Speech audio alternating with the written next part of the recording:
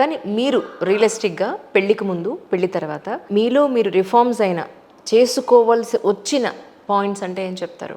మాట్లాడే విధానం, అందరినీ నమ్మేయడం. ఒకప్పుడు నేను ఫ్రెండ్లీగా ఉంటాను, టక్కుని నేను మాట్లాడేస్తాను. అది పలిపరి విధాలుగా వెళ్ళిన సందర్భాలు ఉన్నాయి.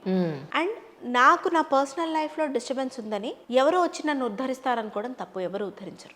అసలు first of all A women కూడా నా పర్సనల్ లైఫ్లో మా వారితో ప్రాబ్లం ఉంది అని సెకండ్ పర్సన్ ఎవరికి చెప్పొద్దు అంటాను. చెప్పుకున్నా అంటే ఇప్పుడు నాకు 2 ఫ్రెండ్స్ ఉన్నారక్క. ఒకరు పల్లవి గారు, హరిత అని ఒక లేడీస్ ఓకే, పొరపాటునది ఇక్కడ మేల్ అయి ఉంటే ఇక అసలు మన ఆ లేడీ జీవితం ఇంకేం లేదు. ఇక నేను ఎన్ని చూసాను.